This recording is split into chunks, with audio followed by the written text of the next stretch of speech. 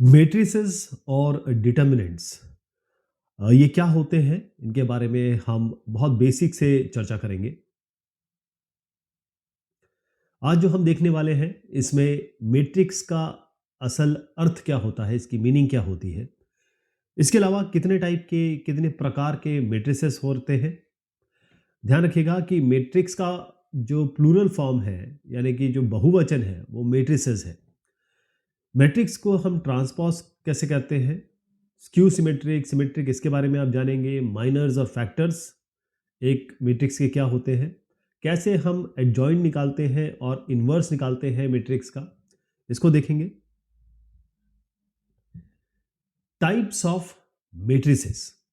अब मैट्रिक्स केवल आप ये मान लीजिए कि नंबर्स का अरेंजमेंट है रो और कॉलम में। यानी जैसे आप एक टेबल को देखते हैं और उस टेबल में आपके कॉलम्स होते हैं, ये कॉलम हो गए, इस तरीके से ये रोज हो गए। अगर आप इस तरीके से कुछ फॉर्मेशन कर दें नंबर्स को या फिर आइटम्स को अरेंज कर दें, उसी को हम मैट्रिक्स कहते हैं। मैट्रिक्स मैट्रिक्स का मतलब ये है रो और कॉलम में या टेबुलर फॉर्म में नंबर का रखना। अब अलग अलग प्रकार के मैट्रिसेस हो सकते हैं। मैट्रिक्स का जो प्लूरल होता है यानी बहुवचन होता है वो मैट्रिसेस है। एक से ज़्यादा मैट्रिक्स मैट्रिसेस हो गई। रेक्टेंगुलर मैट्रिक्स का मतलब ये होता है कि ऐसी मैट्रिक्स जिसमें ये रोज जो आप दिख रहे हैं और ये कॉलम्स जो दिख रहे हैं ये बराबर नहीं है। ये जो मैंने बनाया है ये असल में आपका रेक्टेंगुलर मैट्रिक्स है। क्यों? क्योंकि ये जो नंबर ऑफ रोज है उसको हम यहाँ लिखते हैं, मान लीजिए एन हो गए, नंबर ऑफ कॉलम्स एम हो गए, इसको हम ऐसे लिखते हैं और इसे कहते हैं हम मैट्रिक्स का ऑर्डर। और इस ऑर्डर में या फिर डायमेंशन कह सकते हैं इसको।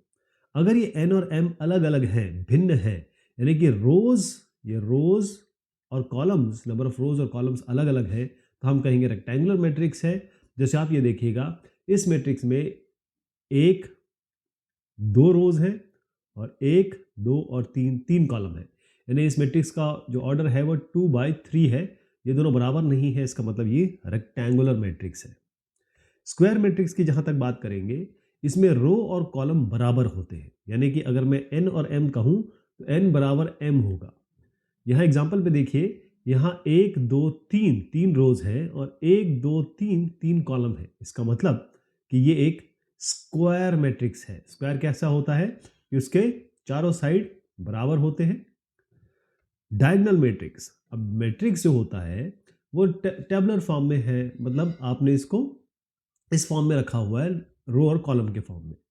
अब यहां से एक लकीर खींच दीजिए यहां तक, तो इसमें जो जो नंबर आएंगे, यहां पर जो जो नंबर आएंगे उन्हीं को हम डायगोनल मैट्रिक्स कहेंगे।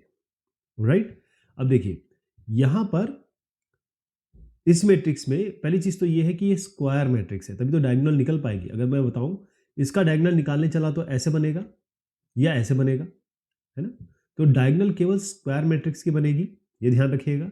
और डायगोनल मैट्रिक्स का मतलब ये होता है कि जो जो नंबर इस डायगोनल में आएंगे, मतलब इस लकीर को खींचने में आएंगे, वो सारे के सारे कुछ नंबर्स होंगे, बाकी सारे जीरो होंगे। जैसे इसको कैसे लिखेंगे, 2 0 0। अब यहां पर मैं लिखूंगा 0, ये 4 हो गया, ये 0 और 0 0 7। तो ये जो डायगोनल हो गई, इसी को हम डायगोनल मैट्रिक्स कहते हैं, क्योंकि डायगोनल में नंबर है बाकी सारे जीरो है। स्केलर मैट्रिक्स, स्केलर मैट्रिक्स का मतलब ये होता है कि जो भी डायगोनल में नंबर होंगे वो सेम होंगे। कहने का मतलब जैसे ये डायगोनल है, इसमें 2 4 7 अलग अलग है, 2 और 4 और 7 ये बराबर नहीं है, लेकिन यहाँ पर 4 4 4 ये बराबर है। तो अगर मैं एक और स्केलर मैट्रिक्स आपके सामने बनाऊं तो ये हो सकता है -10 0 0 0। यहाँ -10 ही आएगा, तभी हम इसको स्केलर मैट्रिक्स कहेंगे। क्या हो गया ये, -10 -10 -10, यानी कि ये आपका स्केलर मैट्रिक्स हो गया। रो मैट्रिक्स, क्योंकि एक मैट्रिक्स रो और कॉलम इसका कॉम्बिनेशन होता है या इसका अरेंजमेंट होता है, तो ये भी तो हो सकता है केवल रो ही हो, एक कॉलम हो ही ना। यानी इस तरीके का मैट्रिक्स जिसमें केवल रो हो, कॉलम मल्टीपल हो सकते हैं, मतलब कॉलम का कोई नंबर नहीं है, कॉलम कितने भी हो सकते हैं, लेकिन रो लेकिन फिक्स हो गई। तो जहां रो हमने फिक्स कर दी, रो केवल एक ही होगी, तो इसे हम रो मैट्रिक्स कहेंगे। और इसी का उल्टा देखिएगा कि अगर हम यहाँ पर इस तरीके से ऐसे मैट्रिक्स बनाए जिसमें यू नंबर लिखे हो, तो इसमें तो रोज कितनी भी हो सकती है, लेकिन कॉलम हमने फिक्स कर दिया 1, एक ही कॉलम होगा। तो यहाँ देखिएगा ये कॉलम बनाया जिसमें दिए 2 और 3 नंबर है। तो रो मैट्रिक्स का मतलब केवल एक रो होगी, यानी कि जब हम इसको n इंटू एम लिखेंगे तो यह n हमेशा आपका 1 होना चाहिए, और जब कॉलम मैट्रिक्स लिखेंगे n क्रॉस m तो m हमेशा 1 होना चाहिए, मतलब कॉलम हमेशा 1 होना चाहिए। आइडेंटिटी मैट्रिक्स का मतलब ये होता है कि ऐसा मैट्रिक्स जो स्क्वायर मैट्रिक्स हो, और क्योंकि इसमें डायगोनल के बारे में बात हो रही है, जब डायगोनल के बारे में बात करेंगे तो हमेशा स्क्वायर मैट्रिक्स के बारे में बात करते हैं। आइडेंटिटी मैट्रिक्स का मतलब ये है कि इसके जो डायगोनल में नंबर आ रहे हैं वो सारे 1 होंगे। अब इसी का मैं 3 बाय 3 बनाता हूँ, कैसे बनेगा 1 0 0। अच्छा, ये ऑर्डर है इसका, ये 2 बाय 2 है, अभी जो मैं बनाने जा रहा हूँ वो 3 बाय 3 बना रहा हूँ। तो 1 0 0 0 1 0 0 0 1 क्या बन गया ये बन गया आपका आइडेंटिटी मैट्रिक्स। डायगोनल मैट्रिक्स है, स्केलर मैट्रिक्स भी है, डायगोनल भी है, ये स्केलर भी है, दोनों मैट्रिक्स है। लेकिन क्योंकि इसका डायगोनल में नंबर या स्केलर नंबर 1 है, तब इसका नाम स्पेशल मैट्रिक्स हो जाता है। उसे हम कहते हैं आइडेंटिटी मैट्रिक्स। क्या कहेंगे? Identity matrix. अब आइए जीरो मैट्रिक्स पे। जीरो मैट्रिक्स तो जैसे नाम ही बता रहा है कि सारे के सारे इसमें जो कंटेंट होंगे, जो भी एंट्री होगी वो क्या होगी, सारे जीरो होंगे। तो अगर मैं इसी को, ये 2 बाई 2 आप मैट्रिक्स देख रहे हैं, इसी को मैं अगर 3 बाई 3 मैट्रिक्स बनाने की कोशिश करूं तो ये बनेगा 0 0 0, सब में 0 डाल दीजिए, ये आपका जीरो मैट्रिक्स हो गया। इसमें स्पेशल टाइप के मैट्रिक्स हैं जिसे हम अपर ट्रायंगुलर मैट्रिक्स कहते हैं और लोअर ट्रायंगुलर मैट्रिक्स कहते हैं। पहली चीज़ तो ये है कि जब भी हम अपर और लोअर के बारे में बात करेंगे तो वो स्क्वायर मैट्रिक्स होना चाहिए। और यहाँ बात होगी डायगोनल की, डायगोनल के नीचे क्या नंबर है, डायगोनल के ऊपर क्या नंबर है। अब बहुत ध्यान से देखिए, ये है upper triangular matrix. Upper triangular matrix का मतलब होता है कि जो डायगोनल का अपर पार्ट है, ऊपर वाला पार्ट है, उसमें कुछ नंबर्स हैं लेकिन लोअर सारा जीरो है। Lower matrix, lower triangular matrix का मतलब है ऐसा स्क्वायर मैट्रिक्स जिसमें लोअर पार्ट जो है उसमें कुछ नंबर्स हैं, लेकिन जो अपर पार्ट है वो सारा का सारा जीरो है। तो कैसे लिखेंगे इसको, अपर ट्रायंगुलर मैट्रिक्स कैसे करेंगे? यहाँ देखिए ये मैट्रिक्स है, मैं एक और बना देता हूँ। हम क्या करेंगे कि पहले डायगोनल लेंगे, जैसे ये डायगोनल है हमारी, जैसे मैं 3 बाई 3 मैट्रिक्स बना रहा हूँ तो ये मैंने डायगोनल बना दिया। अब यहाँ पर आप नंबर लिखेंगे, जैसे आपने लिख दिया 5 6 9, यहाँ पर जीरो आएगा। अभी डायगोनल पे नंबर आ गया, ये क्या नंबर होगा, कुछ भी, जैसे 8 -10। यहाँ पर आ जाइए आप 0 0, अभी डायगोनल पे आ गया, इसको रख दीजिए -20। तो ये जो डायगोनल के ऊपर ये बना है ट्राइंगल, इस ट्राइंगल में आप देखिए सारे नंबर्स हैं, नंबर है ना, इसीलिए ये क्योंकि अपर पार्ट है तो इसको अपर ट्राइंगुलर मैट्रिक्स कहेंगे। यहीं पर अगर मैं इसको इस तरीके से परिवर्तित कर दूं कि नीचे वाला डायगोनल, अब फिर से हम डायगोनल बना लेते हैं। अब हम क्या करेंगे, डायगोनल और डायगोनल के नीचे वाले में नंबर देंगे, जैसे हमने दिया -8 5 6 2 3 7, और यहाँ 0 0 0। तो क्या हो गया, ये जो डायगोनल है, नीचे वाला डायगोनल है, इसमें सारे के सारे नंबर्स हैं, जीरो नहीं है कोई भी, और इसमें सारे जीरोस हैं, इसको हम लोअर ट्रायंगुलर मैट्रिक्स कहते हैं।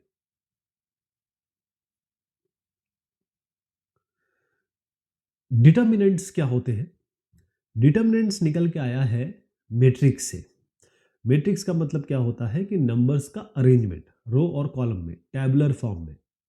तो ऑर्डर 1 का मतलब ये होता है कि ऑर्डर होता है n बाय m। किसी भी मैट्रिक्स का, कोई भी मैट्रिक्स है उसमें n रोज है और m कॉलम्स है, ये m कॉलम्स हो गए। तो जब हम एक डिटर्मिनेंट के बारे में बात करते हैं और जब ऑर्डर के बारे में बात करते हैं, तो डिटर्मिनेंट ऑर्डर 1 मतलब ये होता है कि ये जो मैट्रिक्स है और ये मैट्रिक्स है, देखिए अगर मैंने केवल एक आइटम लिख दिया, जैसे मान लीजिए मैंने ये मैट्रिक्स लिखा 2, तो कितनी रोज है इसकी, एक रो और एक कॉलम, है ना, 1 बाय 1 हो गया ये। तो ये ऐसा स्क्वायर मैट्रिक्स हुआ जिसका रो और कॉलम दोनों 1 है।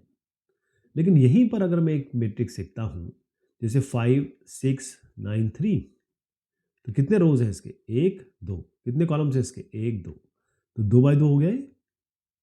तो इसको हम कहते हैं ऑर्डर 1, क्योंकि इसमें एक ही एलिमेंट है। और ये ए आई जे, यानी कि अगर मैं मैट्रिक्स ऐसे लिखता हूँ ए आई जे, तो आई में आएगा कितने रोज है? 1।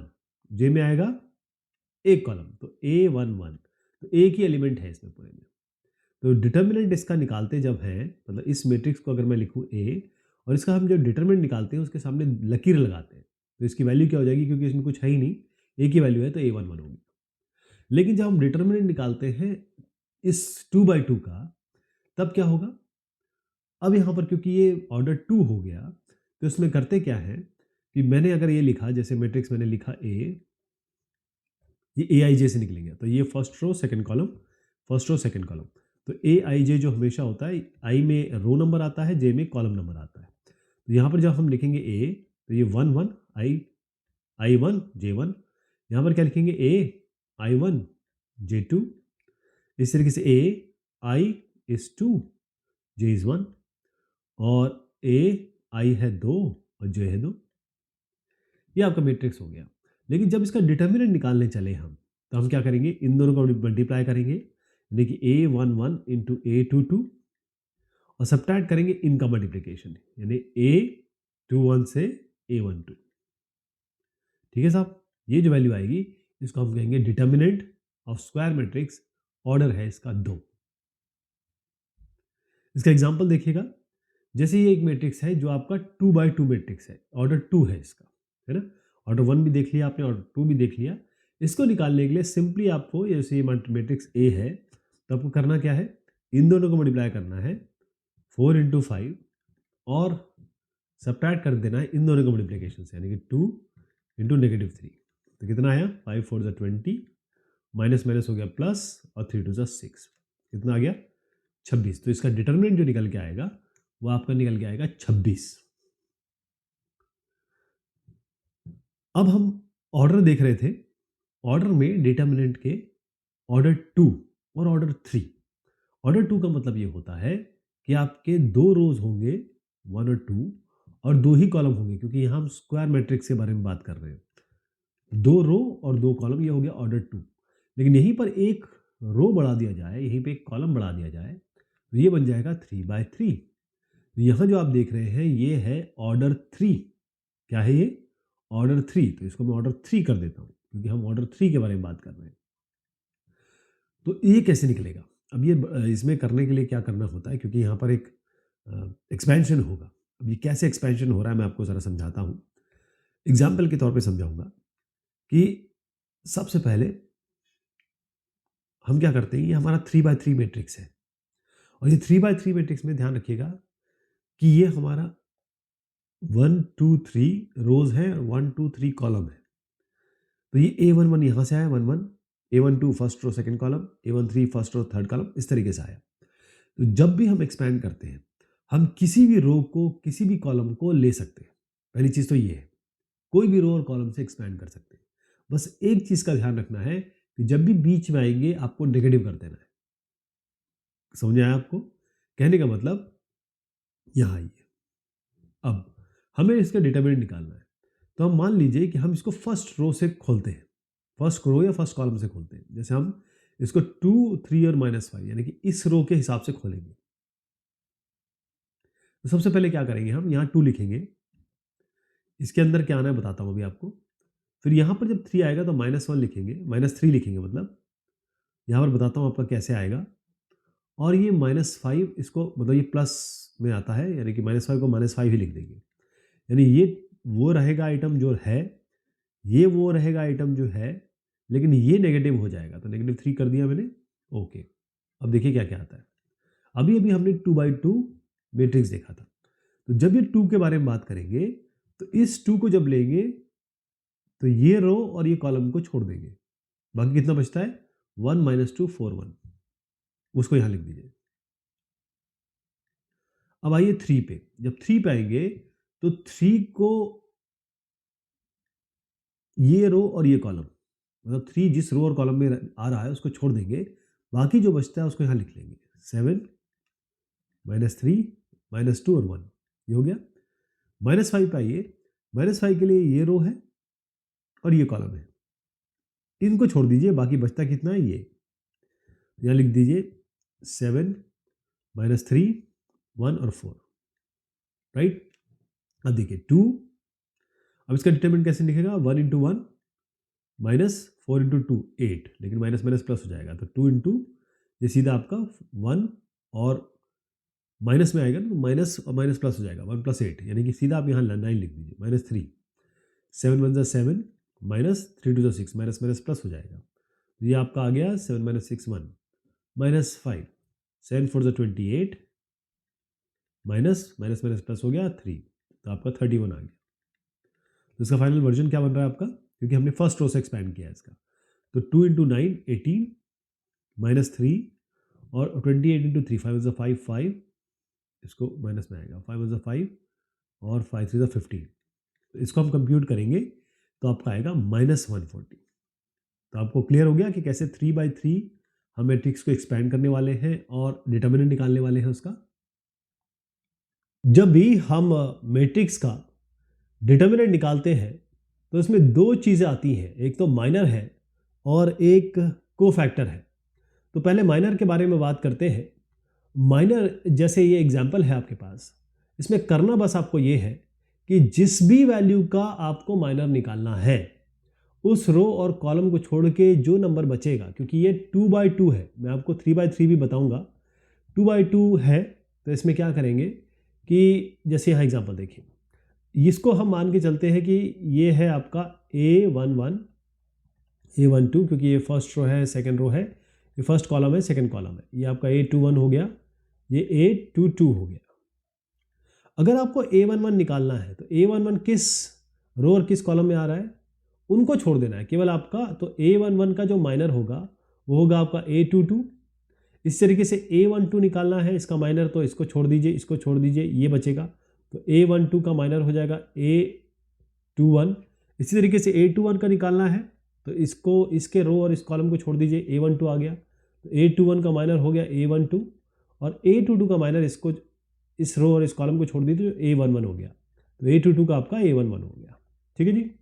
तो अगर आप देखिए कि इसका माइनर निकालना है तो 3 आएगा, इसका माइनर निकालना है तो 2 आएगा, इसका माइनर निकालना है तो 4 आएगा और इसका माइनर निकालना है तो -1 आएगा, ऐसे। अब यहां पर आपके पास ये 3/3 का मैट्रिक्स है और डिटर्मिनेंट निकालने के लिए हम इस मैट्रिक्स का माइनर निकालेंगे। तो अगर यहाँ पर हमारे पास एक एग्जाम्पल है तो उसे करना ऐसा है कि माइनर में, अच्छा ध्यान रखिएगा, माइनर में कभी साइन के बारे में बात नहीं होती है, क्या प्लस है क्या माइनस है इसके बारे में बात नहीं होती है, हम वो कोफैक्टर में लगाएंगे। तो यहाँ पर माइनर का एग्जाम्पल इस तरीके से है कि कुछ वैल्यूज़ इसकी निकाल के देखेंगे, कुछ वैल्यूज़ आपके सामने, मैं 2-4 वैल्यू और निकाल दूंगा। अब इसका माइनर निकालेंगे, 4 का निकालते हैं, एक रो का निकाल के दिखाता हूँ आपको। जैसे 4 का माइनर निकालना है यानी कि A11 का, तो A11 का माइनर कैसे निकलेगा, इस रो को और इस कॉलम को छोड़ दीजिए, क्या बनेगा, A22 A23 A32 A33, यानी कि अगर 4 का निकालना है तो कैसे निकलेगा, 4 को हम कह रहे हैं A11, तो A11 क्या है इसमें आपका 4 है, 4 का माइनर निकालना है तो इस रो और कॉलम को छोड़ दीजिए और इसको ले लीजिए बस 0 0 3 4। अब क्योंकि डिटर्मिनेंट है तो डिटर्मिनेंट निकालेंगे, 4 इंटू 0 0 माइनस 0 इंटू 3 0, तो आपका A11 आ गया कितना 0, ये आपका 0 आ गया। आपको 7 का निकालना है मान लीजिए, तो A7 कितना हुआ A12, A12 आपका 7 हुआ, इसका माइनर निकालना है, इसका मतलब इस रो और इस कॉलम को छोड़ दीजिए, यानी कि ये रो और ये कॉलम छोड़ देंगे, A21 A23 A31 A33 आएगा, तो इस रो और इस कॉलम को छोड़ देंगे तो क्या बनेगा, -9 2 और 0 और 4। अभी क्योंकि डिटर्मिनेंट है तो क्या करेंगे, ये इसको मल्टीप्लाई करिए, -9 इंटू 4 -2 इंटू 0, कितना है, 9 4 36, खैर ये तो 0 ही हो गया, तो -36 आ गया। ध्यान रखिएगा ये वैल्यू हम यूज़ करने वाले हैं अभी। अब आपको 8 का निकालना है तो कैसे निकालेंगे, 8 क्या बना A13, तो इस रो और इस कॉलम को छोड़ दीजिए, यानी कि अगर A13 निकालना है इस रो इस कॉलम को छोड़ देंगे, A21 A22 A31 A32 रखेंगे, तो अगर आपको A13 यानी कि 8 का निकालना है तो आप ये छोड़ दीजिए, क्या बचा, -9, 2 और 0 और 3। अब इसको मल्टीप्लाई करिए, इसका डिटर्मिनेंट निकालना है, -9 इंटू 3 -2 इंटू 0, क्या बन गया ये, -9, ये हो गया -27, और ये तो खैर 0 हो गया तो -27।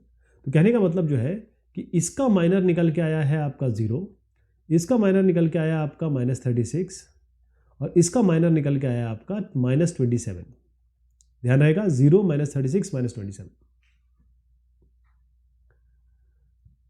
कोफैक्टर, अगर आप डिटर्मिनेंट निकालना चाहते हैं तो पहले आप माइनर निकालेंगे, और माइनर में जब साइन जुड़ जाएगा, आपको माइनर निकालना पहले, उसमें जब साइन जुड़ जाएगा तो वो कोफैक्टर बन जाएगा।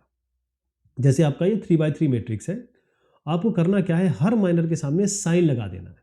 जैसे जो हमारा एग्जाम्पल था, इस एग्जाम्पल में आपको याद है कि यहाँ पर 4 का क्या आया था, जो A11 था उसका माइनर आया था क्या, 0। A12 इसका माइनर आया था, आपका -36, और A13 का माइनर आया था आपका -27, ये आया था। अब ये आया कैसे था, मैं थोड़ा सा एक हल्के से एक आइडिया दे देता हूँ। जैसे हमको 4 का माइनर निकालना था, तो हमने इस रो और इस कॉलम को छोड़ दिया और इसका डिटर्मिनेंट निकाल लिया। जैसे मैं 7 का निकाल के दोबारा दिखा देता हूँ, आपको A12 का निकालना है। तो A12 का माइनर कैसे निकला था, उसको यहाँ देखिएगा। A12 का माइनर निकला था, हमने इस रो और इस कॉलम को छोड़ दिया, तो A21, A23, A31, A33 रखेंगे, -9, 2, इसको हमको छोड़ना है तो 0, 4 रखेंगे। अब इसको मल्टीप्लाई कर दीजिए, -9 इंटू 4, और ये 2 इंटू 0, 0, तो -36। इस तरीके से आया था। लेकिन अब हमको निकालना है कोफैक्टर। तो कोफैक्टर कैसे निकलेगा, उसका तरीका क्या है कि हर एक के सामने आप माइनस, ये सारे माइनर्स हैं, MIJ, मान लीजिए MIJ है, जैसे M11 ये है, M12 ये है, आपका M13 ये है। इसका अगर कोफैक्टर निकालना है तो इसके लिए आप क्या करेंगे, -1 की पावर I प्लस जे लगा देंगे इसके सामने। कहने का मतलब यहाँ लगाएंगे -1 to the power I plus j, ये I है, ये J है, तो 1 + 1। यहाँ -1 की पावर, ये I है, ये J है, 1 + 2। ये -1 की पावर 1 + 3। अब -1 का आपको एक प्रॉपर्टी बता देता हूँ। -1 के ऊपर जब भी इवन रहेगा, ये हमेशा 1 आएगा, और -1 के ऊपर जब भी ऑड रहेगा, ये हमेशा -1 आएगा। ये क्या बन रहा है आपका, देखिए, -1 टू द पावर 2, ये इवन है, 2 इवन है, तो ये आपका 1 बनेगा, और ये 0 तो खैर है ही। तो आपका अब जो मैं लिख रहा हूँ ये इसके कोफैक्टर है, ये आएगा आपका -1 टू द पावर 1 + 2 हो गया 3 इंटू -36। अब -1 के ऊपर ये ऑड है, ऑड पे मैंने क्या बताया था, -1 आएगा, तो ये होगा -1 इंटू -36, माइनस माइनस प्लस, तो 36 आ गया आपका। यहाँ पर आइए, ये आपका हो गया -1 टू द पावर 4 इंटू -27। अब -1 टू द पावर 4 की ये इवन है तो हमेशा 1 ही आएगा, 1 इंटू -27, ये कितना आ गया आपका, ये आ गया आपका -27। तो इसके कोफैक्टर क्या बने, यानी कोफैक्टर अगर मैं निकालूं तो कोफैक्टर A11 का कोफैक्टर है 0, A12 का कोफैक्टर है 36, और A13 का कोफैक्टर है -27। ये देखिएगा, ये इस तरीके से बाकी भी कोफैक्टर आप निकाल सकते हैं। बस -1 to the power I plus j करना है और वो उसके आगे लगा देना है, मतलब माइनर के आगे साइन लगेगा तो कोफैक्टर बन जाएगा। अब माइनर और कोफैक्टर का यूज करके हम डिटरमिनेंट कैसे निकालेंगे। डिटरमिनेंट निकालने का तरीका ये है कि आप किसी भी रो और किसी भी कॉलम से इसको खोल सकते हैं। किसी भी रो और कॉलम से जब खोलेंगे तो आपको करना यह है, पहले माइनर निकालना है, फिर उसके बाद इसके आगे साइन लगा देना है, तो वो कोफैक्टर बन जाएगा। और किसी भी रो, क्योंकि ये 1 से लेकर 3 तक चल रहा है ना, इसका मतलब कोई भी रो और कोई भी कॉलम हो सकती है। तो हम क्या करेंगे कि एक एग्जाम्पल जो ये आपका है, आपको याद होगा कि इसका जो ये 4 है, इसका जो माइनर आया था वो 0 आया था, 7 का माइनर आया था आपका -36, 8 का माइनर आया था आपका -27। माइनर निकाल के एक बार और दिखा देता हूँ। जैसे आपको इसका माइनर निकालना है 8 का, तो ये रो और ये कॉलम इसको छोड़ दीजिए, तो 8 का हम माइनर निकाल रहे हैं, यानी कि माइनर में माइनर 1 3 निकाल रहा हूँ। 8 ये है ना, ये किसको करस्पॉन्ड करता है, 1 3 को। तो माइनर निकालेंगे 1 3 का। जब माइनर 1 3 का निकालेंगे तो इस रो और इस कॉलम को छोड़ देंगे, केवल इतना बचेगा। तो आपको लेना है -9 0 2 और 3। तो क्या बना इसका, इसको मल्टीप्लाई कर दीजिए और इसको मल्टीप्लाई कर दीजिए और सब्ट्रैक्ट कर दीजिए। -9 और 3 -27 माइनस ये 0, तो आपको -27 आ गया। ये आपका माइनर था, ठीक है जी। अब इसका कोफैक्टर निकालना है, तो आपको -1 to the power i plus j, i plus j मतलब ये i है ये j है, 1 + 3 और -27। अब -1 की पावर जब भी आपकी इवन होती है तो ये आपका हमेशा 1 आएगा, और ऑड होगी तो -1 आएगा। तो ये आपका 1 बन गया, 1 इंटू -27 -27। तो ऐसे माइनर और कोफैक्टर निकलता है। अब मैं इसको एक्सपैंड करके दिखाऊंगा, इसका डिटर्मिनेंट निकालेंगे। डिटर्मिनेंट निकालने का तरीका ये है, हम इस रो के हिसाब से, मतलब ये फर्स्ट रो है, इसके हिसाब से खोलेंगे। तो हम क्या करेंगे, इसको भी ध्यान में रखिएगा, A11 इंटू कोफैक्टर A11 का प्लस A12 कोफैक्टर इसका A12 का प्लस A13 ये वाला और इसका कोफैक्टर। तो A11 क्या है, 4 है, A12 क्या है, 7 है, ये क्या है, 8 है, A13 8 है। अब कोफैक्टर देखिएगा, कोफैक्टर आपको याद होगा कि हमने कैसे निकाला था इसका, पहले माइनर निकाला था, फिर साइन लगा दिया था, और साइन का ये तरीका है। तो क्या क्या आया था, 0, ये आया था आपका 0, और ये आपका आया था 36, और ये आपका आया था -27। तो इसको जब कंप्यूट करेंगे, है ना, इसको कंप्यूट कर सकते हैं आप, तो जो भी वैल्यू आएगी, चलिए कर ही लेते हैं। 4 इंटू 0 आपका ये तो 0 हो गया, 7 इंटू 36 और 7 को मल्टीप्लाई करना है, और इसमें सब्ट्रैक्ट करेंगे, रिजल्ट जो आएगा 7 इंटू 36, 7 6 42 और 7 3 21 25, 252 हो गया ये, माइनस, क्योंकि ये माइनस साइन है ना। 27 इंटू 8, 7 8 56, 8 2 16, 16 और 5 हो गया 21, 216 माइनस कर दीजिए। 252 में से 216 हटा देते हैं, तो 12 में से 6 गया 6, 4 में 1 गया 3, तो आपका ये आ गया 36। ऐसे माइनर और कोफैक्टर को निकाल के आप डिटर्मिनेंट निकाल सकते हैं। इसके लिए कोई भी रो और कोई भी कॉलम कर सकते हैं, लेकिन जिस भी रो और कॉलम को खोलेंगे, जैसे आप इस रो के हिसाब से भी कर सकते थे, इस कॉलम के हिसाब से भी कर सकते थे, बस इन तीनों का या फिर इन तीनों का आपको कोफैक्टर निकालना है, जो कि माइनर का साइंड वर्जन है। प्रॉपर्टीज ऑफ डिटर्मिनेंट, जब भी हम डिटर्मिनेंट निकालेंगे तो कुछ ऐसी प्रॉपर्टी या एट्रीब्यूट्स है जिसका हम इस्तेमाल कर सकते हैं उसको आराम से इजीली करने के लिए। पहली चीज़ ये है कि अगर आप किसी भी रो या कॉलम को इंटरचेंज करते हैं, मतलब सारे रोज और सारे कॉलम्स को इंटरचेंज कर देते हैं, यानी अगर आपके पास एक मैट्रिक्स ए है और इस मैट्रिक्स का आप ए ट्रांसपोज निकालते हैं, तो इसका जो डिटर्मिनेंट होगा और इसका डिटर्मिनेंट बिल्कुल सेम होगा। कहने का मतलब, ये जो आपका रो है, इसको आपने एक कॉलम बना दिया, इस रो को आपने एक कॉलम बना दिया, और इस रो को आपने एक कॉलम बना दिया, यानी कि रो और कॉलम को आपने इंटरचेंज कर दिया। तो इससे डिटर्मिनेंट में कोई परिवर्तन नहीं होगा, ये डिटर्मिनेंट सेम ही रहेगा। अगली इसकी प्रॉपर्टी ये है कि अगर आप किसी भी एक रो को दूसरे रो में इंटरचेंज करते हैं, या फिर जगह परिवर्तित करते हैं, या कॉलम को परिवर्तित करते हैं, यानी कि उनकी जगह एक्सचेंज कर देते हैं, तो डिटर्मिनेंट जो होगा ओरिजिनल का, और जो चेंज होके आएगा वो नेगेटिव हो जाएगा। कहने का मतलब ये है कि आपके पास ये एक रो है, ये रो 1 है आपकी, उसको आपने यहाँ रो 2 बना दिया, और ये जो रो 2 है यहाँ की, उसको रो 1 बना दिया, यानी इसकी जगह आपने चेंज कर दी, इसको यहाँ कर दिया, इसको यहाँ कर दिया, तो ये बनेगा। तो इसका जो डिटर्मिनेंट होगा वो इसके डिटर्मिनेंट का नेगेटिव होगा, यानी कि ये डिटर्मिनेंट जो भी आपकी, जैसे मान लीजिए डिटर्मिनेंट 5 वैल्यू आती है, तो ये इंटरचेंज करने के बाद -5 आ जाएगी। उसको ऐसे लिखते हैं, रो को चेंज करना मतलब रो 2 में चेंज किया गया है और रो 1 को परिवर्तित किया गया है, दोनों साइड एरो लग रहे हैं इसमें। अगर कोई भी, अगर आपके पास डिटर्मिनेंट हो और उसमें कोई भी एक रो, मतलब रो और कॉलम किसी के से मल्टीप्लाइड है, तो आप ये कह सकते हैं कि पूरा का पूरा डिटर्मिनेंट के से मल्टीप्लाइड है। कहने का मतलब कि जैसे ये केवल एक रो है, ये के से मल्टीप्लाइड है, तो जो आपका ये वाला डिटर्मिनेंट आएगा वो k से मल्टीप्लाइड हो जाएगा।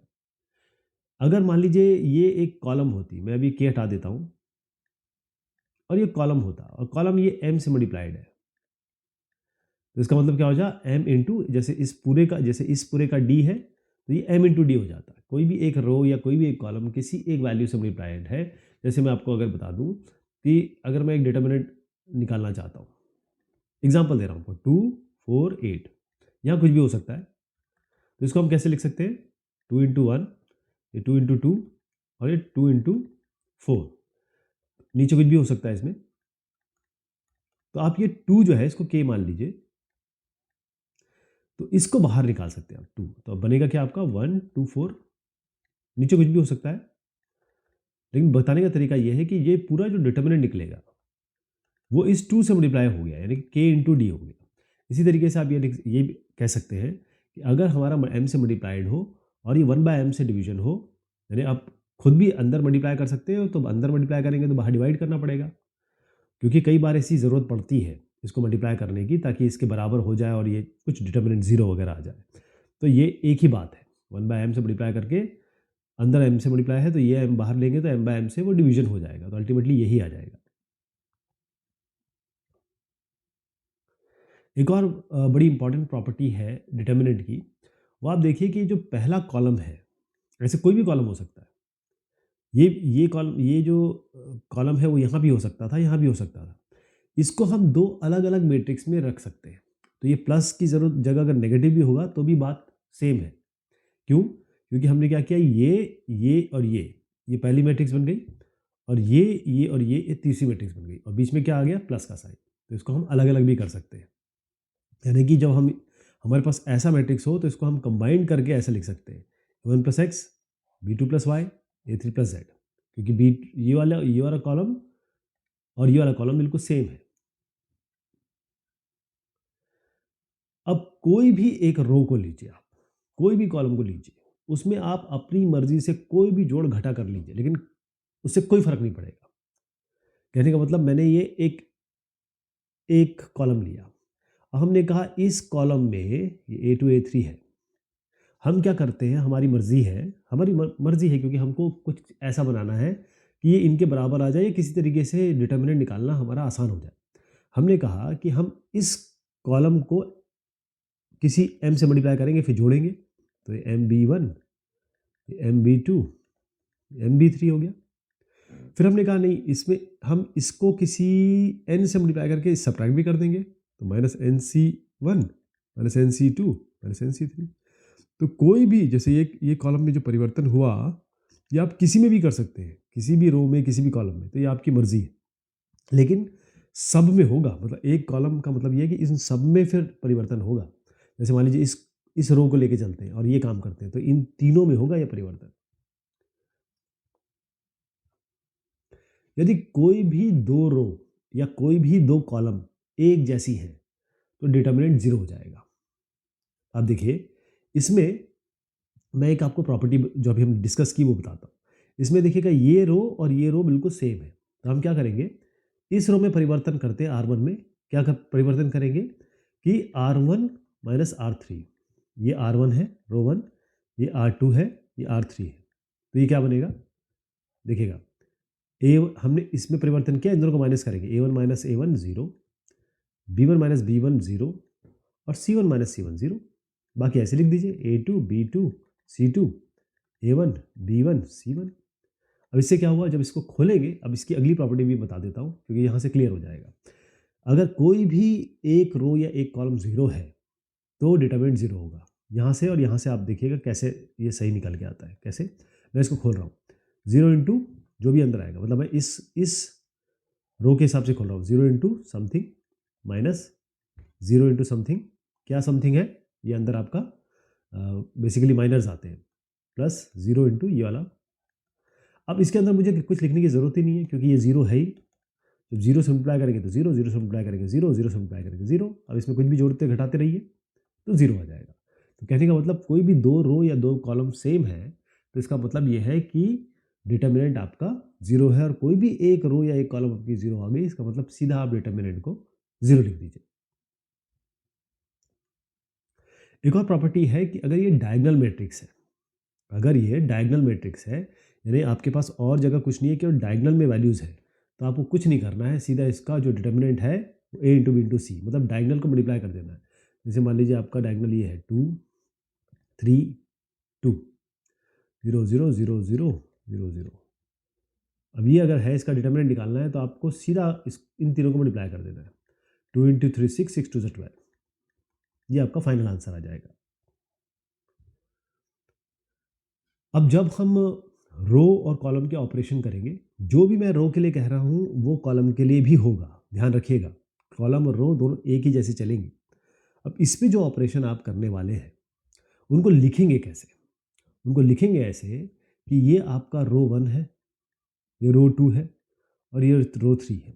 ये आपको कॉलम 1 है, ये कॉलम 2 है, ये कॉलम 3 है। ठीक है जी? अब देखिए, अगर कोई भी आपको रो बताना है तो उसको आप आर आई से बताएंगे। जैसे हमको R2 बताना है तो R2 लिख देंगे। ऐसे कॉलम, जैसे कॉलम 3 बताना है तो CI से रिप्रेजेंट करेंगे, मतलब CI जो कुछ भी हो सकता है। जैसे हम कॉलम 3 पे काम कर रहे हैं तो कॉलम 3 लिखेंगे। जब हम किसी रो और कॉलम को इंटरचेंज करेंगे तो कैसे लिखेंगे? RI, और इंटरचेंज के लिए एरो लगाएंगे RJ। मतलब जैसे आपको रो 1 को रो 2 में, मतलब रो और रो 2 को इंटरचेंज करना है तो रो 1 रो 2। जैसे आपको कॉलम 3 और कॉलम 2 को इंटरचेंज करना है तो कॉलम 2 और कॉलम 3 ऐसे कर देंगे, है। अगर मान लीजिए आपको किसी रो में परिवर्तन करना है या कॉलम में परिवर्तन करना है कि एक रो में दूसरे का कुछ मल्टीप्लाई करके जोड़ना है, तो आप क्या करेंगे? जैसे हम ये रो ले रहे हैं, आपका ये वाला रो R1 में हम चेंज करना चाहते हैं कि R1 में ऐसा कुछ चेंज हो जाए कि R1 प्लस मान लीजिए 3 इंटू R3 करना चाह रहे हैं, तो आप इसको ऐसे लिखेंगे कि जो चेंज होगा वो R1 में होगा, और चेंज क्या होगा? R1 में हम तिगुना R3 करके जोड़ देंगे, मतलब इसका 3 टाइम्स करेंगे और इसमें जोड़ देंगे। इसमें कोई परिवर्तन नहीं होगा, जो परिवर्तन होगा वो यहाँ वाले में होगा। जैसे मैं कॉलम 2 में चेंज करना चाहता हूँ कि कॉलम 1 से माइनस, कॉलम 1 से माइनस हो जाए 5 इंटू कॉलम से 3, तो कॉलम 2 में चेंज होगा, तो कॉलम 3 को 5 से मल्टीप्लाई करेंगे और कॉलम 1 से सब्ट्रैक्ट कर देंगे, राइट। अब ये तो आप जानते ही हैं कि अगर लैम्डा से या फिर के से मल्टीप्लाई करते हैं तो पूरा डिटर्मिनेंट के से मल्टीप्लाई हो जाएगा, है ना। यही सारे जो मैंने आपको नोटेशन बताए हैं वो रो और कॉलम दोनों के लिए होंगे, है ना। डिटर्मिनेंट्स का इवैल्यूएशन या डिटर्मिनेंट्स निकालते कैसे हैं? पहली चीज़ आप ये समझ लीजिए कि अगर मान लीजिए कि कहीं भी आप वैल्यू पुट कर रहे हैं और उस वैल्यू से पूरा का पूरा डिटर्मिनेंट ज़ीरो आ जा रहा है, तो इसका मतलब एक फैक्टर बनता है। कैसे? जैसे आपके पास ये डिटर्मिनेंट है, अब आप देखिए, मैं अगर x में 2 रखता हूँ, अब यहाँ 2 रख के दिखाते हैं। ये क्या बना? 2, ये बना 2 स्क्वायर 4, x की जगह 2 रख रहे हैं, ये बना आपका 8। तो 5 9 16 ये है 2 4 8। अब इससे क्या प्रॉपर्टी हमको मिली? प्रॉपर्टी ये है कि जो पहला कॉलम है और ये तीसरा कॉलम है, ये दोनों सेम है। और जब दो कॉलम सेम होते हैं, C1 इक्वल्स टू C3, जब दो कॉलम सेम होते हैं तो डिटर्मिनेंट जीरो हो जाता है। तो x को 2 रखने पर डिटर्मिनेंट जीरो आ रहा है। इसका मतलब ये है कि x माइनस 2, इसको यहाँ ले आइए बस, तो x माइनस 2 बराबर जीरो हो जाएगा। तो x माइनस 2 आपका ये फैक्टर होगा, इस डिटर्मिनेंट का ये फैक्टर होगा। जब भी हम डिटर्मिनेंट निकालेंगे, इसके लिए एक साइन सिस्टम होता है, और ये साइन सिस्टम कुछ नहीं होता है, ये आपका कोफैक्टर होता है। कोफैक्टर देखिए इस तरीके से निकालेंगे हम कि जो भी वैल्यू आएगी, जैसे आपको मान लीजिए ये वाला डिटर्मिनेंट निकालना है, इसका मैं बता रहा हूँ। तो जब आप डिटर्मिनेंट निकालेंगे, मान लीजिए इस रो से खोलते हैं, हमेशा किसी एक रो से खोलेंगे या एक कॉलम से खोलेंगे, और वो कॉलम कोई भी हो सकता है, ये कॉलम हो सकते हैं, ये कॉलम हो सकते हैं, ये रो हो सकता है, ये रो हो सकता है, लेकिन एक रो या एक कॉलम से खुलेगा वो। तो जब वो खुलेगा तो अब आप बोलेंगे कि भाई हमको यहाँ जैसे A11 ये लिखा, क्या बचता है? इसको अगर छोड़ दें तो A22 A23 A32 A33, है ना, यहाँ पर आ जाएगा। अब अगला होगा A12, इस रो से खोल रहा हूँ, और A13। अब ये साइन कौन से आएंगे? तो ये साइन यहाँ पर इस तरीके से दिए, ये प्लस आया यहाँ पे, यहाँ माइनस आया, और यहाँ पर प्लस आया। क्यों? क्योंकि हमने फर्स्ट रो से खोला है। अगर हम खोलते इस रो से तब क्या होता? Minus plus minus. उसका कारण मैं बताता हूँ आपको, अभी अभी समझ में आ जाएगा। जब हम इसको करेंगे, जैसे इस रो से खोला मैंने, तो ये आएगा A21, अंदर कुछ भी आ सकता है, और ये A22 और ये A23। तो इसके आगे साइन क्या लगाएंगे आप? साइन लगाएंगे माइनस प्लस माइनस, ऐसे तो साइन लगाएंगे। क्यों? क्यों? क्योंकि ये जो साइन चलता है वो चलता है -1 की पावर i प्लस जे। अब आप देखिए, अगर मैं इसको लेता हूँ तो क्या आएगा? -1 to the power i plus j क्या है? 1 प्लस 1, 1 प्लस 1। तो -1 की पावर इवन हो गया, ये 1 आ जाएगा। अब इधर पे आ जाइए, ये हुआ A21, तो ये -1 की पावर 21 है, तो 2 प्लस 1 हो गया, -1 की पावर 3, तो कितना हो गया? -1। इसीलिए यहाँ माइनस आया। ये देख लीजिए, ये कहाँ से आया? A23 मतलब i2 है, J3 है, तो -1 की पावर i प्लस जे, -1 की पावर 2 प्लस 3 यानी 5। -1 की पावर ऑड जब भी होता है तो ये हमेशा नेगेटिव आएगा, इसलिए ये नेगेटिव हो गया। ये आपका इसलिए नेगेटिव आया है। समझ में आ गया? ये नेगेटिव क्यों आ रहे हैं? क्योंकि ये -1 टू द पावर है, और जो नेगेटिव, जो नॉर्मल आते हैं उसे हम माइनर्स कहते हैं, साइन के साथ जो आते हैं उसे हम कोफैक्टर कहते हैं। ये आपका जो भी वैल्यू आएगी उसको माइनर कहेंगे, साइन के साथ जो वैल्यू, इस साइन के साथ जो ये वैल्यू आएगी इसको हम कोफैक्टर कहते हैं। अब अपने पास एक क्वेश्चन है, इसमें हमको डिटर्मिनेंट की वैल्यू निकालनी है। अब इसका बहुत आसान तरीका देखिए, या तो आप इसको खोलिए, जैसे आपने 42 किया, फिर यहाँ आप लिखेंगे ये 7 4 3 2, फिर माइनस करेंगे ये 1, और इस रो इस कॉलम को छुपा दीजिए, 28 14 और 4 और 2, फिर प्लस करिए 6। 28 ये क्यों लिख रहा हूँ मैं आपको बता रहा हूँ कि आपको ये सब लिखने की ज़रूरत नहीं पड़ेगी। 7 3, या तो ऐसे कर लीजिए, या आप इसमें छुपी हुई कोई बात निकाल लीजिए। अगर निकाल लेंगे तो कितना आसान हो जाएगा। देखिए, ये जो 42 है इसको लिख सकते हैं हम 7 6 42। 28 को लिख सकते हैं 7 4 28। 14 को लिख सकते हैं हम 7 इंटू 2, है ना। अब आप देखिए, ये 173 था, ये 642 है। अब क्योंकि आप जानते हैं के से मल्टीप्लाई करेंगे, अगर किसी कोई भी रो या कोई भी कॉलम किसी के से मल्टीप्लाई है उसको आप बाहर ले सकते हैं, तो ये बनेगा 7 इंटू, अब 642 173 और 642। आप देखिए, ये जो कॉलम है और ये जो कॉलम है, कॉलम 1 और कॉलम 3 एकदम सेम है। जब कॉलम सेम होते हैं इसका, या रो सेम होते हैं दो, तो ये डिटर्मिनेंट 0 होता है। तो 7 इंटू 0 कर दीजिए, ये आपका 0 आ जाएगा। यहीं से क्लियर हो गया है। यहाँ से आप देखते हैं कि या तो आप ऐसे करिए, या आप थोड़ा सा समय लेके इसमें अंतर्निहित कुछ ऐसी चीज़ निकालिए जिससे आपका आसान हो जाए डिटर्मिनेंट निकालना। एक और एग्जांपल दिखाइए। ये 1 1 1 है, ABC है, और इसकी हम प्रॉपर्टी यूज़ करेंगे। प्रॉपर्टी कैसे है कि अगर इस तरीके से प्लस है तो इसको हम दो डिटर्मिनेंट बना सकते हैं। कैसे? पहला डिटर्मिनेंट बनेगा 1, ये पहली और दूसरी कॉलम सेम रहेगी, ABC। दूसरे का भी देखिए, ये 1 1 1 ABC, इसको हम ऐसे लिख रहे हैं। ये पहले वाले में ये जाएगा BCA, और दूसरे में जाएगा CAB।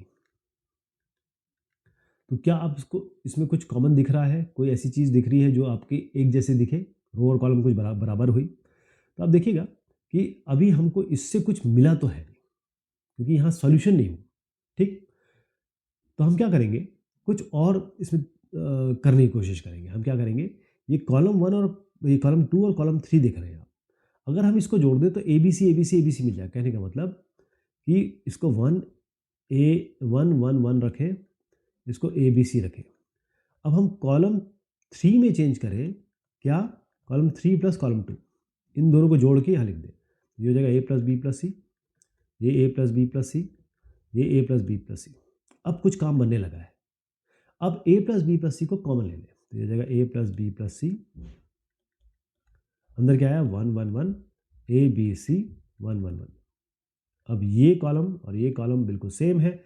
जब दो कॉलम या दो रो सेम होते हैं तो डिटर्मिनेंट 0 होता है, तो इसका 0 से मल्टीप्लाई करेंगे तो 0 ही आ जाएगा। तो इसका उत्तर भी क्या होगा, क्योंकि हमने A plus B plus C common ले लिया, तो अल्टीमेटली आपके पास इसका मल्टीप्लिकेशन 0 से तो 0 हो गया।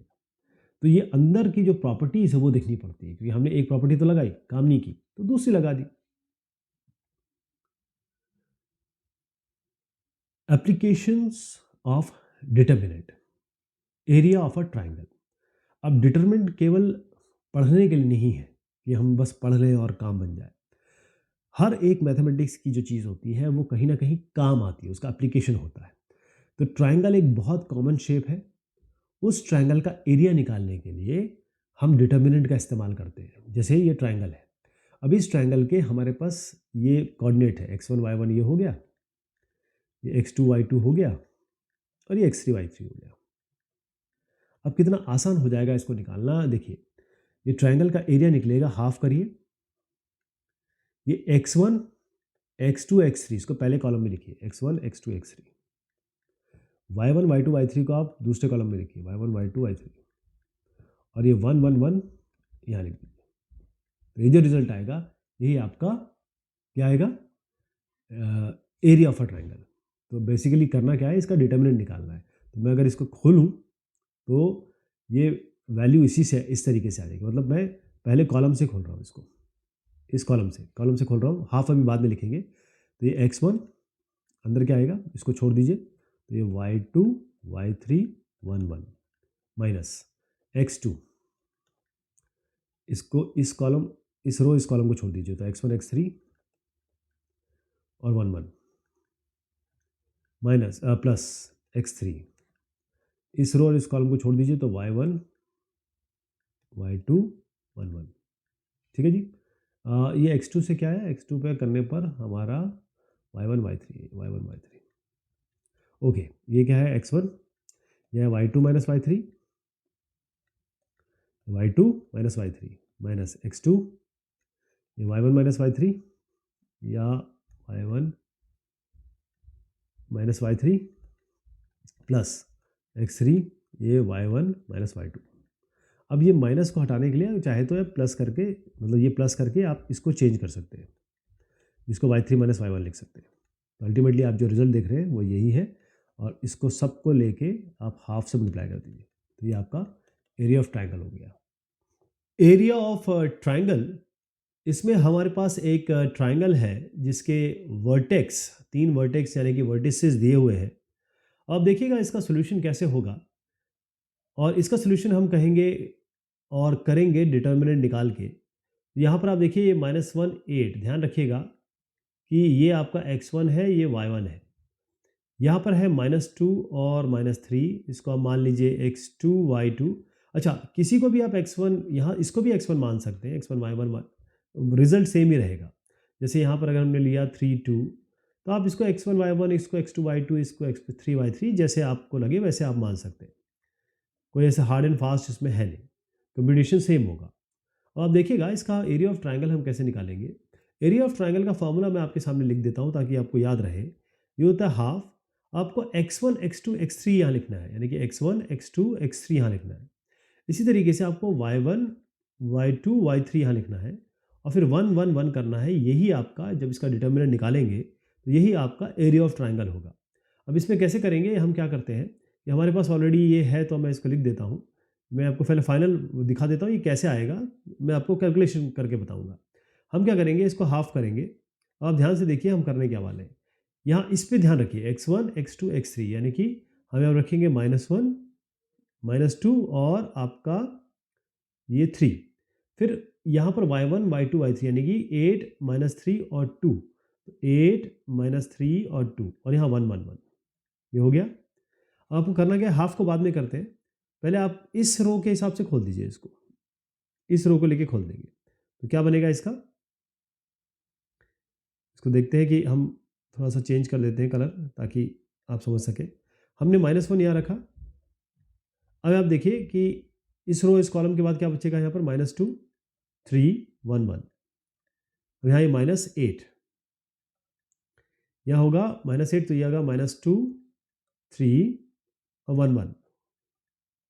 अब आइए इस 1 पे, +1, तो ये होगा -2 -3 और 3 और 2। ओके, अब यह इसका क्या होगा, -2 × 1 -2, और ये होगा -3। तो बेसिकली क्या बना आपका -1 इंटू -5, ये बन गया।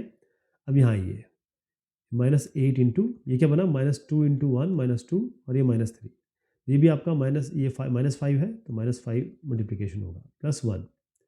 यहाँ क्या बनेगा 2 इंटू 2 4 -4 और -3 3 9, लेकिन ये प्लस में आ जाएगा आपका। ओके, तो आपका क्या बना ये -1 इंटू -5 बना 5, ये 5 8 40 +40 हो गया, और 9 माइनस आपका 4 हुआ 5, तो ये +5 हो गया। कितना बना 40 5 5 यानी कि 50। लेकिन आपको याद होगा कि 50 के बाद यहाँ पर हाफ भी था, तो हाफ इंटू 50 कितना हो जाएगा, ये आपका 25। तो क्योंकि यूनिट नहीं दिया हुआ है तो आप इसको 25 स्क्वायर यूनिट्स लिखेंगे, तो ऐसे एरिया ऑफ ट्राइंगल निकलता है। अगर आपके पास एक ट्राइंगल है, इसका मतलब कुछ ना कुछ इसका एरिया होगा। अगर मान लीजिए इसका एरिया 0 है, इसका मतलब क्या है कि ये एक लाइन है, एक लाइन का ही तो एरिया 0 होता है। अगर हमारे पास 3 पॉइंट है 1 2 3, और हम कहें कि भाई इस तीनों का एरिया ऑफ ट्राइंगल निकाल लें, और वो कुछ वैल्यू आ जाती है तो एरिया ऑफ ट्राइंगल निकल जाएगा। लेकिन इन तीनों पॉइंट को लेके हम अगर एरिया निकालने चले और वो 0 आ गया, इसका मतलब ये तीनों जो पॉइंट है वो एक लाइन में है। एक लाइन में पॉइंट होने को ही हम कोलिनियर कहते हैं। ये एक ही लाइन में है, कोलिनियर, को मतलब एक साथ, लीनियर मतलब एक ही लाइन में। तो अगर 3 पॉइंट अगर आपके कोलिनियर आपको बताने हैं, तो इसकी कंडीशन सिंपल ये है कि आपको एरिया ऑफ ट्राइंगल 0 प्रूव करना है। कहने का मतलब, अगर आपके पास एक ट्राइंगल हुआ और आपने कहा ये x1 y1 है, ये x2 y2 है और ये x3 y3 है, तो आप ए बी सी यानी कि ये तीनों पॉइंट को कोलिनियर तभी बताएंगे जब एरिया ऑफ ट्राइंगल आपका 0 हो जाएगा। Condition of collinearity of 3 points, इसमें एक एग्जांपल है कि हमारे पास ये 3 पॉइंट है, ये अगर कोलिनियर है तो आपको x निकालना है डिटर्मिनेंट को लेके। आप जानते हैं कि अगर 3 पॉइंट कोलिनियर है यानी कि ये पॉइंट एक लाइन में है, इसका मतलब अगर मैं इनको ट्राइंगल मान के इसका एरिया निकालने चला तो ट्राइंगल का एरिया 0 आएगा। तो हमको ये तीनों पॉइंट लेना है, इसका एरिया निकालना है, इक्वल टू 0 कर देना है, और उसी से x निकलेगा। कहने का मतलब क्या है कि आप मान लीजिए, हम मान के चलते हैं कि ये ट्राइंगल है, ठीक, और ट्राइंगल का एरिया 0 कर देंगे क्योंकि ये ट्राइंगल के तीनों पॉइंट जो है वो कोलिनियर है, एक ही लाइन में है, तो ये ट्राइंगल नहीं है, इसका मतलब एरिया 0 आना चाहिए। तो अब देखिए कैसे करेंगे इसको। हम इसको लिखेंगे हाफ,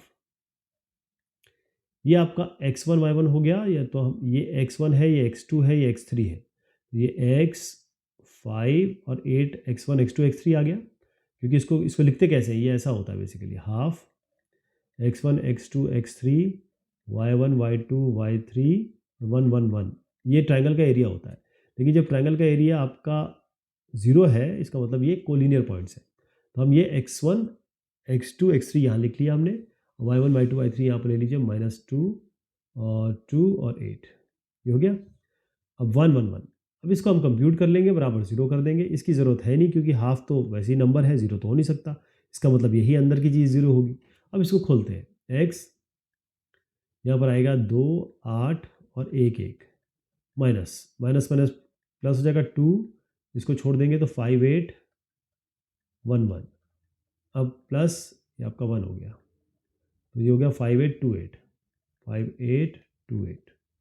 चलिए जी, ये आपका x हो गया। अब ये 2 माइनस 8 यानी कि -6 प्लस 2, ये 5 माइनस 8 हो गया आपका -3 प्लस 1, ये हो गया 5 जो 40 माइनस 8 टू 16, मतलब 24 आ गया ये। तो कितना बना -6x माइनस 3 टू 6 प्लस 24 बराबर 0। तो ये 6x बराबर हो गया, मैं इसको इधर ले गया, 24 माइनस 6 होता है 6 गया तो 18, तो x बराबर हो गया 6 3 18, तो x 3 हो गया। तो इसकी जगह आप 3 रख देंगे। अगर ये 3 है तो ये आपके सारे पॉइंट जो है वो कोलिनियर हो जाएगा। तो ये आपका इस तरीके से करना है, आपको टोटल इसका कैलकुलेशन इस तरीके से होना है, तो आपका फाइनल वैल्यू x बराबर 3 आ जाएगी।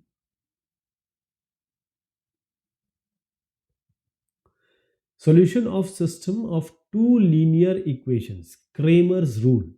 अब हम क्रेमर्स रूल देख रहे हैं और इसमें हम डिटर्मिनेंट का बहुत ज़्यादा उपयोग करेंगे और सारा ही डिटर्मिनेंट का इस्तेमाल करेंगे। पहले आप समझ लीजिए कि आपके पास दो लीनियर इक्वेशन है। लीनियर इक्वेशन मतलब x की पावर या y की पावर 1 मैक्सिमम जा सकती है। अगर एक्स स्क्वायर हो गई तो वो क्वाड्रेटिक हो जाता है, एक्स क्यूब हो गई तो क्यूबिक हो जाता है, और उसके आगे की पावर को हम पॉलिनोमियल कहते हैं। यहाँ लीनियर है मतलब केवल x या y रहेगा। तो यहाँ पर आपके पास एक लीनियर इक्वेशन है, जैसे आपने कहा a1x plus b1y equal c1।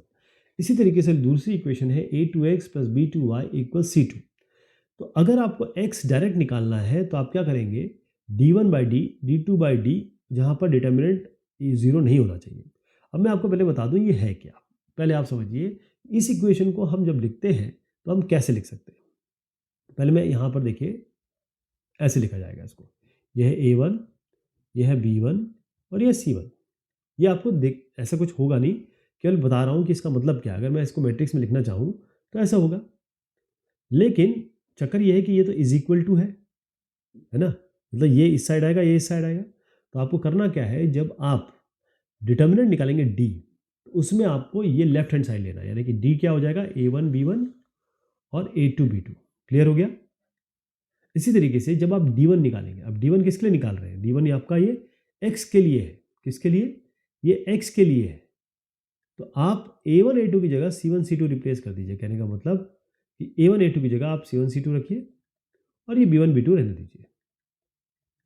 Clear हो गया। अब आइए आप d2 पे, d2 किस लिए निकालना चाह रहे हैं आप y के लिए निकालना चाह रहे हैं। अब आप क्या करेंगे कि इसको a1 a2 रहने देंगे, ये वाले साइड बेसिकली इस पे रिप्लेस करना है इसको, पहले वाले इस पे ये रिप्लेस करेंगे, फिर ये रिप्लेस करेंगे। तो a1 a2 रहेगा, यहाँ पर आप c1 c2 कर दीजिए। ओके, जब ये हो गया, जब ये d1 d2 निकल गया, तो आप x डायरेक्ट निकाल सकते हैं। आप कैसे निकालेंगे, x निकालना है, इस d1 को लीजिए और इसको डिवाइड कर दीजिए d से। y निकालना है तो कैसे निकालेंगे, इस d2 को लीजिए और डिवाइड कर दीजिए d से, ये निकल जाएगा। अब इसमें एक चीज़ ध्यान रखने की बात है कि ये जो आपका मेन, जो हमने मेन लेके चला है, ये वाला कंटेंट, ये ज़ीरो नहीं होना चाहिए, क्योंकि किसी भी चीज़ को आप ज़ीरो से डिवाइड तो कर नहीं सकते, वो तो आपका अनएक्सप्लेन्ड है, या ये कहें कि इम्पॉसिबल है। तो ये नहीं ज़ीरो होना चाहिए, बस ये ध्यान रखना है आपको। अब आप देखें कि अगर डी, इसमें अलग अलग तरीके की इक्वेशन बनेगी। यदि जैसे मैंने आपको बताया कि x या x1 जो आएगा वो आपका आएगा d1/d, y आएगा आपका d2/d, ऐसे आएगा ना। तो अगर ये d ज़ीरो है तब क्या होगा, d not equal to zero, तो क्या होगा, अगर d ज़ीरो नहीं है तो आपको कोई ना कोई x की वैल्यू मिलेगी, y मिलेगी।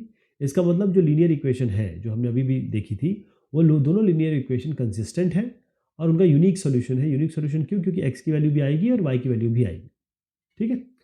अगर d ज़ीरो है और d1 d2 भी ज़ीरो है, यानी कि ये आपका x बराबर 0/0 आ रहा है, y बराबर 0/0 आ रहा है, क्योंकि ये भी ज़ीरो है और ये भी ज़ीरो है और साथ में ये दोनों भी ज़ीरो है, तब क्या होगा, अगर सभी कुछ ज़ीरो है ना, सिस्टम तो कंसिस्टेंट है, इसमें कोई दिक्कत नहीं है, लेकिन इसके इनफाइनाइट सॉल्यूशन हो जाएंगे, क्योंकि हम यहाँ पर बात कर रहे हैं ऐसे सॉल्यूशन की जो हमें एक सॉल्यूशन मिलना चाहिए। बेसिकली ये जो लाइन, ये जो दो दो लीनियर इक्वेशन है, ये एक लाइन 1 है, एक लाइन 2 है। अगर ये कहीं इंटरसेक्ट करेगी, इसका मतलब यूनिक सॉल्यूशन है। अगर ये लाइन दोनों एक ही है, तब आपको क्या मिलेगा, इनफाइनाइटली मेनी सॉल्यूशन, राइट। लेकिन यदि आपका डी ज़ीरो है और d1 और d2 ये आपके ज़ीरो नहीं है, तब क्या होगा कि एक तो ये इनकंसिस्टेंट है, पहली बात तो यहाँ पर आपको देखिए ये दोनों लाइन इंटरसेक्ट कर रही है तब सोल्यूशन मिल रहा है, दो लाइन अगर एक है तब भी सोल्यूशन मिल रहा है, क्योंकि इनफाइनाइट पॉइंट्स हो जाएंगे, क्योंकि दोनों लाइनें एक ही हैं। लेकिन दोनों लाइन अगर किसी दूसरे प्लेन में है, वो कभी इंटरसेक्ट कर ही नहीं रही आपस में। मान लीजिए ऐसे है, ये एक प्लेन हो गया, ये दूसरा प्लेन हो गया, कभी आपस में टकराएंगी ही नहीं, तो इसका मतलब ये इनकंसिस्टेंट हो गया, सोल्यूशन मिलेगा ही नहीं इसका, तो नो सोल्यूशन हो गया। इसका इंटरप्रिटेशन ये होता है। अब इसका एग्जाम्पल देखते हैं। एग्जाम्पल कैसे देखेंगे, आपको ये दिमाग में रखना है कि हम कर क्या रहे हैं। हमारे पास एक इक्वेशन है 2x माइनस 3y बराबर 7। दूसरी इक्वेशन है 3x प्लस वाई बराबर 5। ध्यान रखिएगा कि ये दो लाइनें हैं, अब ये इंटरसेक्ट होंगी तभी आपको सोल्यूशन मिलेगा, नहीं होंगी इंटरसेक्ट, यानी कि दोनों अगर एक ही है तो इनफाइनाइट मैनी सोल्यूशन मिल जाएगा। अगर ये दोनों एक दूसरे से इंटरसेक्ट कभी नहीं मिल रही है, कभी इंटरसेक्ट ही नहीं कर रही है, तो इनकंसिस्टेंट होगा, नो सोल्यूशन मिलेगा। तो आप बहुत ध्यान से देखिए मैं क्या करने वाला हूँ। इसमें क्या करेंगे, सबसे पहले हम डी निकालेंगे। डी निकालने का तरीका क्या है, मैंने आपको बताया था। डी निकालने का a1 b1 a1 a2 b1 b2, मतलब ये दोनों लेने हैं, यहाँ रखने हैं, और ये दोनों रखने हैं, यहाँ रखने हैं, -3 और 1। अब इसका डिटर्मिनेंट निकाल लीजिए। 2 इंटू 1 2 और ये -3 इंटू 3 9, तो माइनस माइनस प्लस, ये हो गया 11। तो इसका मतलब डिटर्मिनेंट डी तो नॉट इक्वल टू 0 है। ये पहली कंडीशन मिल गई आपको। अब आइए D1 पे। D1 कैसे निकालेंगे? D1 निकालने के लिए मैंने आपको बताया था, पहले वाले को इससे रिप्लेस कर दी, तो C1 C2 B1 B2, यानी 7 5 और -3 1। ये हमने क्या किया कि इसको इसकी जगह रिप्लेस कर दिया, क्योंकि x निकालना है इसमें। तो कितना बनेगा? 7 1 ज़ा 7 और ये माइनस माइनस प्लस 5 3 ज़ा 15। कितना बना आपका? 7 और 15, ये होगा आपका 22, यानी कि D1 भी नॉट इक्वल टू 0 है। अब आइए D2 पे। D2 पे क्या होगा? मैंने आपको बताया था कि ये जो है ना 2 3 यहाँ रखेंगे। अब -3 1 की जगह इसको रिप्लेस करेंगे, क्योंकि अब y चाहिए हमको, तो 7 5 हमने रख दिया, राइट। यानी कि A1 A2, ये A1 A2 है, और ये आपका C1 C2 है। ये आपका A1 A2, ये आपका B1 B2 और ये C1 C2। तो D2 में क्या होगा? 5 2 ज़ा 10 माइनस 7 3 ज़ा 21, ये हो गया -11। ओके, -11 आ गया, ये भी आपका नॉट इक्वल टू 0 है। अब आपकी डायरेक्ट वैल्यू आ सकती है। x निकालने के लिए क्या करेंगे? आपको D1/D करना है, y निकालने के लिए आपको D2/D करना है। D1/D, D1 कितना है? 22, ये कितना आया? 11। और y के लिए D2 कितना आया? -11, और ये कितना है आपका? 11। ये आपका आया 2, ये आपका आया -1। तो अल्टीमेटली आपके x और y क्या आ गए? 2 और -1। ये क्रेमर रूल से किया हमने। क्रेमर रूल से x और y की वैल्यू निकाली। अब आपके पास ज़रूरी नहीं है कि 2 लाइन हो, एक से ज़्यादा लाइन हो सकती है, 3 हो सकती है, 4 हो सकती है। तो अगर 3 लाइन के बारे में बात करेंगे और उसमें क्रेमर रूल लगाएंगे, तो उसकी इक्वेशन कुछ इस तरीके से बनेगी, क्योंकि यहाँ पर आप x y z भी आ गया आपका। तो A1x B1y C1z बराबर D1। इसी तरीके से 3 इक्वेशन आपकी बनेगी, और इसमें ए 3 वेरिएबल है, एक्स वाई जेड ये वेरिएबल है, A1 B1 C1 D1। इसी तरीके से बाकी ये सारे कांस्टेंट हैं। तो आपके पास 3 वेरिएबल आ गए, एक्स वाई जेड। जब हमने क्रेमर रूल 2 लीनियर इक्वेशन का देखा था, तो उसमें केवल एक्स और वाई आया था। तो इसको कैसे करना है, बहुत ध्यान से देखिए। एक्स निकालने के लिए आप क्या करेंगे? D1/D, y निकालने के लिए D2/D, और z निकालने के लिए D3/3D। बस ध्यान रखिए डिटर्मिनेंट ये 0 नहीं होना चाहिए, क्योंकि डिवाइडेड बाय 0 ये अनएक्सप्लेनेबल है। अब इसके लिए क्या करते हैं? सबसे पहले ये वाला मैट्रिक्स लीजिए, ये वाला, ठीक है। इस मैट्रिक्स के लिए आप पहले इसको लिखिए। इस मैट्रिक्स को लिख रहा हूँ मैं, ये लिखा मैंने A1 A2 A3 B1 B2 B3 और C1 C2 C3। ये क्या गया आपका? अब इसका जब डिटर्मिनेंट निकालेंगे ना, तो ये D आएगा। अब अगर आपको जब D1 निकालना है, तो आप क्या करेंगे? जो पहली जगह है, पहली लाइन, उसको रिप्लेस कर दीजिए इस D1 D2 D3। इतना करना है आपको। तो इसको रिप्लेस कर देता हूँ मैं, ये हो गया D1 D2 D3, बाकी वैसे रहने दीजिए, B1 B2 B3 और C1 C2 C3। डिटर्मिनेंट निकालना है इसका। अगर आपको D2 निकालना है तो क्या करेंगे? दूसरी लाइन, क्योंकि आपको y निकालना है, तो दूसरी लाइन आप रिप्लेस कर दीजिए इससे, किसे? D1 D2 D3 से। तो आपका ये आ गया, डिटर्मिनेंट ही कर देते हैं इसको। वो ये तो रहेगा A1 A2 A3, ये आपका C1 C2 C3, इसमें कोई चेंज नहीं होगा। बीच वाला, क्योंकि यहाँ पर हमको y निकालना है, तो ये D1 D2 D3 से रिप्लेस हो जाएगा। ये हो गया। अब D3 पे भी आ जाइए, वहाँ पर क्या करना है? अब क्योंकि हम ये z निकालने चले हैं, तो पहला दूसरा तो इसका सेम रहेगा। A1 A2 A3 B1 B2 B3, और तीसरा वाला जो होगा वो D1 D2 D3 हो जाएगा। क्लियर है? अब आपको x निकालना का मतलब आ गया तरीका। y भी निकाल सकते हैं, z भी निकाल सकते हैं। तो ये D3, ये जो मैंने आपको बताया। अब आपके पास एक लीनियर इक्वेशन, ध्यान रखिएगा, जब भी 3 हम करते हैं, तो चाहे 2 लाइनें आपस में इंटरसेक्ट कर रही हो, चाहे 3 लाइनें आपस में इंटरसेक्ट कर रही हो या नहीं कर रही हो, सबका एक ही सिचुएशन रहेगी। अगर D 0 है ना? अगर D 0 नहीं है, अगर D 0 नहीं है, इसका मतलब D1/D भी मिलेगा, D2/D भी मिलेगा, D3/D मिलेगा, ठीक है। इसका मतलब ये आपको ये तीनों इंटरसेक्ट कर रही है और ये कॉमन पॉइंट मिलेगा। इसका मतलब कि ये आपका कंसिस्टेंट भी है, यूनिक सॉल्यूशन भी है। लेकिन यदि आपको D1 भी ज़ीरो है, D2 भी ज़ीरो है और D3 भी ज़ीरो है और D भी ज़ीरो है, इसका मतलब 0 बाय 0 मिलेगा। इसका सीधा मतलब है कि ये तीनों लाइनें जो हैं ये एक लाइन, दो लाइन और तीन लाइन, ये तीनों लाइन एक ही है, अलग नहीं है। तो इंटरसेक्शन पॉइंट आपको ये इनफाइनाइट मिलेंगे। तो सॉल्यूशन तो कोई मिलेगा ही नहीं क्योंकि इनफाइनाइट सॉल्यूशन है। ये दूसरी कंडीशन हो गई। तीसरी कंडीशन ये है कि आपके पास D1 भी है, D2 भी है, D3 भी है, लेकिन ये D ज़ीरो है। तो ये तो अनएक्सप्लेन्ड है, ये तो एक्सप्लेन ही नहीं कर सकते। इसका मतलब ये इक्वेशन भी इनकंसिस्टेंट है और ये इसका नो सॉल्यूशन है। इसका फिजिकल मीनिंग ये होता है ये तीनों लाइन अलग अलग डायरेक्शन में, अलग अलग प्लेन में कहीं जा रही है, ये कभी आपस में इंटरसेक्ट नहीं होंगी। ठीक है जी। अगर D1, D2, D3 अगर ये तीनों ज़ीरो हैं तो हम ये कहेंगे कि जो हम D1, D2, D3 निकालेंगे केवल वही ज़ीरो है। इसका मतलब ये है कि ये होमोजेनियस लीनियर इक्वेशंस है। क्या है? होमोजेनियस लीनियर इक्वेशन है। अगर D ज़ीरो है तो सिस्टम का केवल एक ट्रिवियल मतलब क्या होता है कि जो जो सॉल्यूशन होगा ही होगा, यानी कि जिसे हम ट्रेडिशनल सॉल्यूशन कहते हैं, ये ट्रिवियल सॉल्यूशन होगा। सीधा आप एक्स वाई जेड को जीरो कर दीजिए अगर D not equal to zero है, क्योंकि ये जो फोर्थ वाला कंडीशन है, फोर्थ वाले में पहला कंडीशन है, यानी कि आपको इसमें D1, D2 और D3 ये तो बराबर जीरो होने चाहिए। साथ में आपका D जीरो ना हो तब आपका एक्स वाई जेड जीरो हो जाएगा। लेकिन अगर D1, D2, D3 जीरो है लेकिन D बराबर भी जीरो है तो आपका इनफाइनाइट सॉल्यूशन हो जाएंगे। इनफाइनाइट सॉल्यूशन का मतलब ये है कि तीनों एक ही लाइन है, एक दो तीन, तो इनफाइनाइट सॉल्यूशन मिलेंगे। अब आपके पास एक इक्वेशन है ये वाली, इसमें तीन इक्वेशन है।